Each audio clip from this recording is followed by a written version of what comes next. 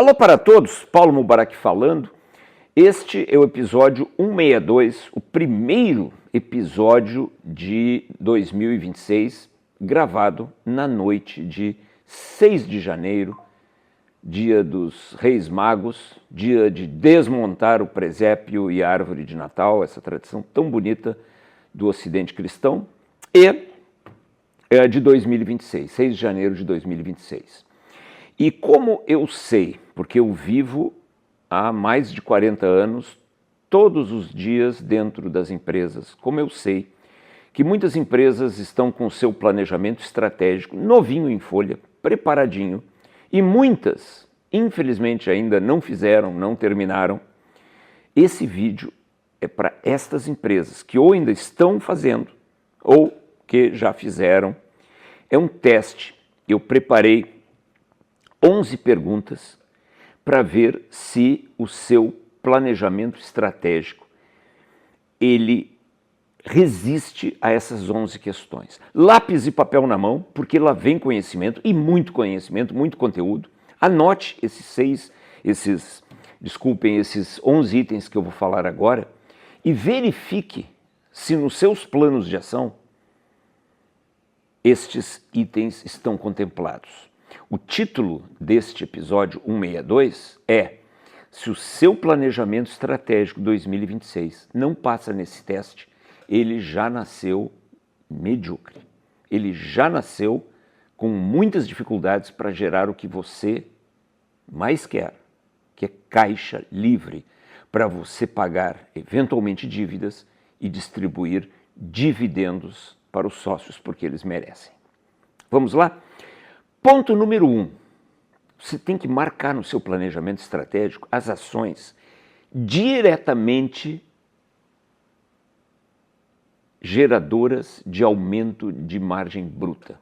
Não vale, proibido, não vale dizer para mim, Mubarak, mas todas as ações, ou muitas delas, indiretamente vão gerar aumento de margem bruta. Não. Margem bruta é um dos indicadores mais importantes para a saúde do seu negócio. Então, a primeira pergunta é: quais as ações do seu planejamento estratégico para 2026 que claramente, diretamente, explicitamente, todos os outros mentes que você quiser, nesse sentido, aumentam margem bruta?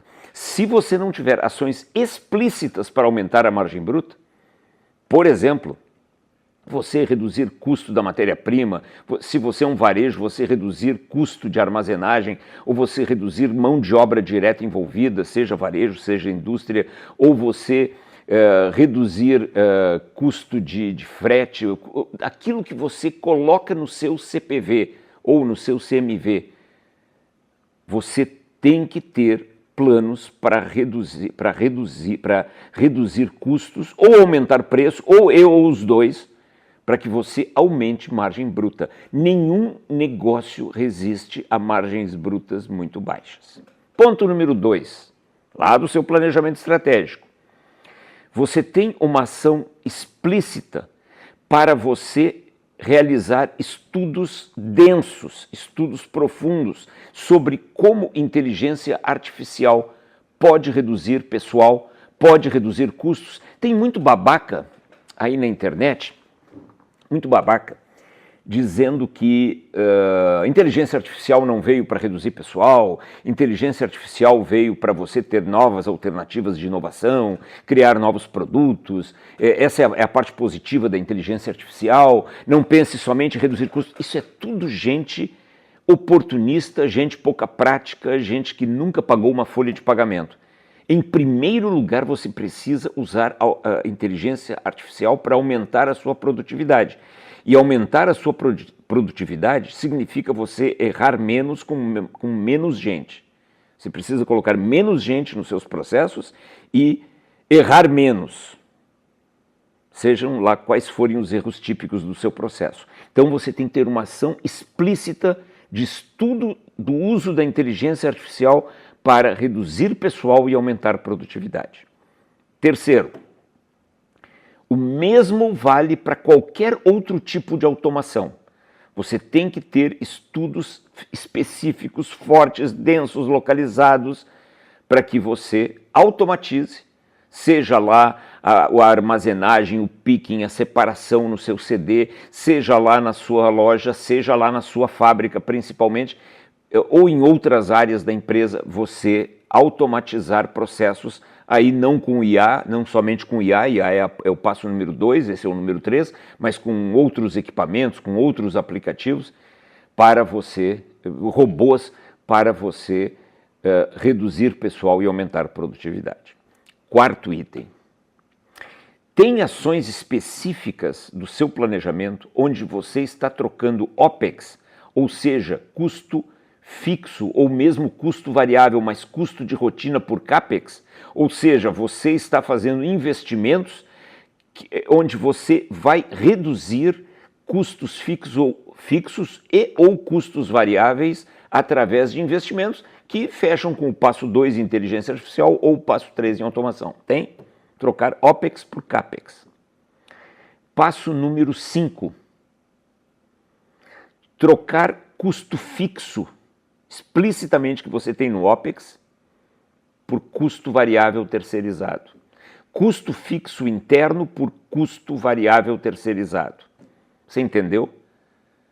Você tem que verificar onde você pode terceirizar e com segurança, com controle, com qualidade, mas terceirizar de maneira que você transforme aquilo que é custo fixo no seu OPEX em custo variável terceirizado. 6. Trocar salário fixo, tanto quanto você puder, por salário variável, por remuneração variável. Fazer com que os seus empregados participem do risco e não somente do benefício. E até eles podem ganhar mais neste caso, que é o que todos nós queremos. Passo 7. Caso você tenha dívidas, você tem ações específicas para trocar a sua dívida mais cara por uma dívida mais barata? Eu conheço empresas que estão trocando seus recebíveis em FDICs, eu tenho empresas que estão com dívidas de curto prazo, a maior parte do perfil da dívida, que estão com dívidas caras. Então você tem que ter ações para você parar de descontar títulos em FDICs, para você trocar a sua dívida mais cara por uma dívida mais barata, buscando outros tipos de financiamento, outros tipos de empréstimos em moeda estrangeira, seja lá o que for, mas você tem que ter ações específicas para isso. Você precisa gastar menos com despesas financeiras em 2026. Número 8.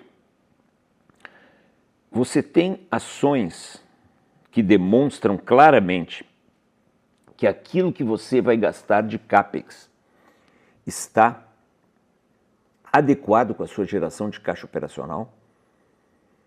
O CAPEX não pode ser mais de 40%, 50% da geração de caixa operacional.